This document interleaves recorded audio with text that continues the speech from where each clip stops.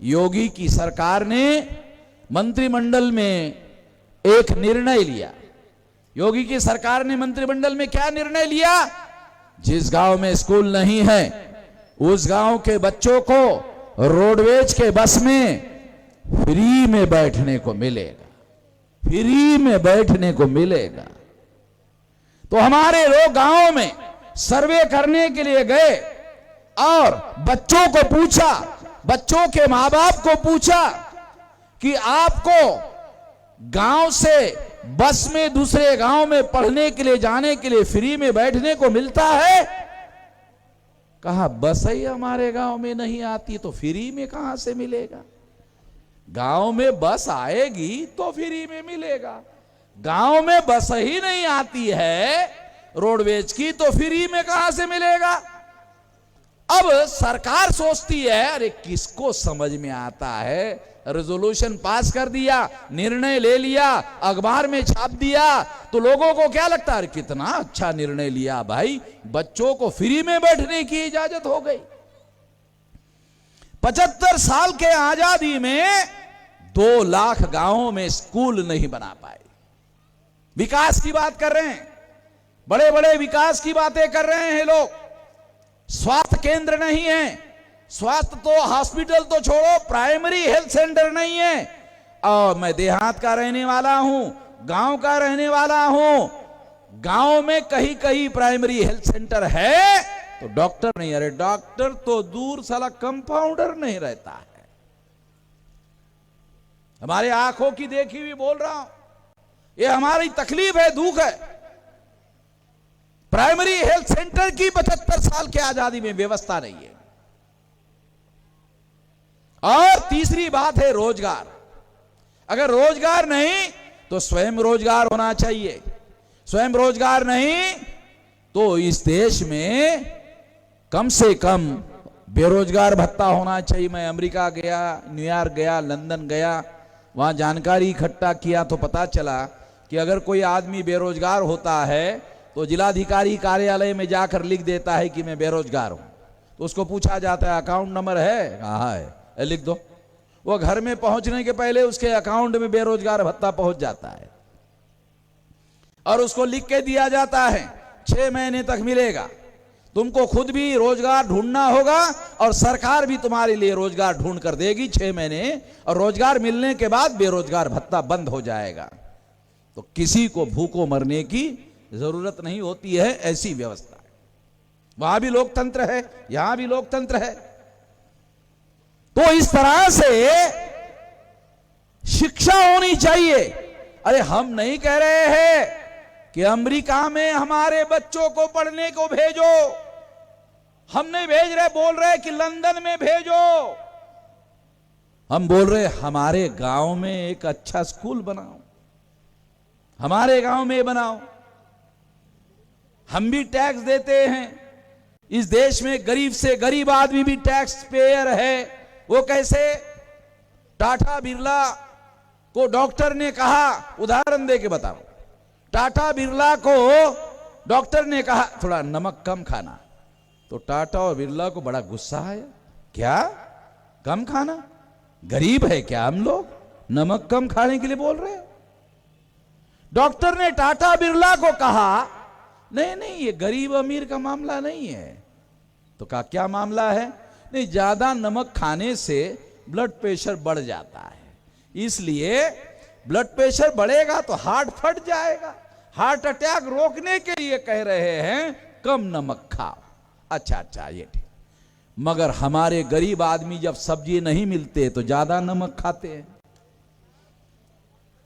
ज्यादा नमक खाते तो ज्यादा नमक खरीदना पड़ता है, नमक पर टैक्स लगा हुआ है। तो देश में गरीब से गरीब आदमी भी नमक के ऊपर लगा हुआ टैक्स देता है, वो भी टैक्स पेयर है।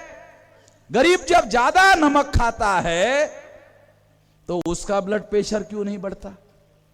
गरीब का ब्लड प्रेशर क्यों नहीं बढ़ता? साला ब्लड होगा तब ना प्रेशर होगा, ब्लड ही नहीं, प्रेशर कहां से होगा? शरीर में ब्लड होगा तब तो प्रेशर होगा, ब्लड ही नहीं शरीर में तो प्रेशर कहां से होगा? तो इस तरह से गरीब से गरीब आदमी भी इस देश में टैक्स पे करता है और भारत सरकार के अकाउंट में पैसा जाता है, गरीब का भी पैसा जाता है। उसका अधिकार है कि उसके विकास की योजना भी बने। इस देश के प्रधानमंत्रियों ने रोटी, कपड़ा और मकान की व्यवस्था नहीं की, शिक्षा, स्वास्थ्य और रोजगार, स्वयं रोजगार, बेरोजगार भत्ता की व्यवस्था नहीं की। जितने प्रधानमंत्री हुए उन्होंने ये व्यवस्था नहीं की। इतनी छोटी काम, इतना छोटा काम, विकास विकास, अबे इतना छोटा काम नहीं किया। विकास विकास, हम कह रहे छोटा काम नहीं किया, बड़ी बड़ी डींगे हाँक रहे हो। इसलिए जब इतना छोटा हम लोग चाहते हैं कि एक छोटा काम 75 साल में आप लोगों ने नहीं किया, तो विकास की बातें कर रहे हो। इसके आधार पर यह कहा जाता है कि जितने प्रधानमंत्री हुए, अगर ये छोटा काम नहीं कर पाए तो कहा जा सकता है कि ये सारे प्रधानमंत्री नालायक प्रधानमंत्री हैं। ये मैं यहां रिकॉर्ड में कह रहा हूं, ये इसको भी रिकॉर्ड करो भाई। ये देश के जितने प्रधानमंत्री हो गए, छोटा काम नहीं किया। रोटी, कपड़ा और मकान, शिक्षा, स्वास्थ्य और रोजगार और स्वयं रोजगार, नहीं तो बेरोजगार भत्ता, इतना छोटा काम नहीं किए। और जब इतना छोटा काम नहीं, बड़ा काम नहीं, छोटा काम नहीं किए, इसलिए इनको हम नालायकी का सर्टिफिकेट बांट रहे हैं कि ये सारे प्रधानमंत्री नालायक। आप लोगों के सामने बता रहा हूं, देखो 75% शहरों के लोगों को गरीबी रेखा के नीचे स्वीकार किया भारत सरकार ने। 90% गांवों में रहने वाले लोगों को गरीबी रेखा के नीचे स्वीकार कर दिया भारत सरकार का आंकड़ा है। और 75 साल हो गए आजादी को। कोविड के काल में नरेंद्र मोदी ने सारे देश पर पाबंदी लगाई और मजदूरों को 2-2 हजार किलोमीटर पैदल चलवाया। उस काल में, कोविड काल में, उद्योगपतियों ने 12 लाख करोड़ रुपया कमाया। कहां से आया भाई? कोविड काल में उद्योगपतियों ने 12 लाख करोड़ रुपया कमाया। कहां से आया? ये जो सरकारी संपत्ति नरेंद्र मोदी बेच रहा है। अभी तो एरोप्लेन भी बेच दिया, एयरपोर्ट भी बेच दिया, एरोप्लेन भी बेच दिया। अभी चौधरी विकास पटेल ने कहा रेल बेच दिया। अरे रेल नहीं, एरोप्लेन भी बेच दिया। अभी खबर आई टाटा ने खरीद लिया।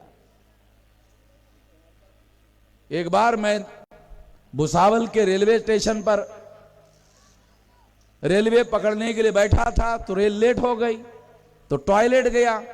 टॉयलेट जाकर बाहर आने लगा तो कहा 2 रुपया। कहा काय के? कहा आप टॉयलेट का उपयोग किए ना? कहा है, उसका 2 रुपया। मैंने कहा कैसे? अरे अभी तो मैं पिछले हफ्ते तो, कहा नहीं कल से हो गया है। क्या हो गया? कहा टॉयलेट का प्राइवेटाइजेशन हो गया। साला टॉयलेट का प्राइवेटाइजेशन होने के बाद में इस देश में कौन सी चीज रह गई है जिसका प्राइवेटाइजेशन होगा? बाकी है। इस देश के जो हुक्मरान है वो टॉयलेट का प्राइवेटाइजेशन कर रहे। नालायकी की हद हो गई भाई। तो इतनी बातें मैं आपको इसलिए बता रहा हूं कि ये सारे जो शासन करने वाले लोग हैं, जिनको प्रधानमंत्री, मंत्री बनाया जाता है, वो जितना बजट आता है वो इसी तरह की बातों पर खर्चा करते हैं। गरीबों के कल्याण की एक भी योजना नहीं बनाते, गरीबों के विकास की एक भी योजना नहीं बनाते। अगर बनाए होते तो गरीबों का कल्याण होता। गरीबों का कल्याण होता तो 5 किलो अनाज देने की जरूरत नहीं होती, खुद ही खरीदने लायक होते। जिस देश में लोगों को अपने पेट भर अनाज को परचेस करने की क्रय शक्ति नहीं है, उस देश के गरीबों की हालत इतनी ज्यादा खराब हो गई है। और 75 साल के आजादी में ऐसा हुआ है।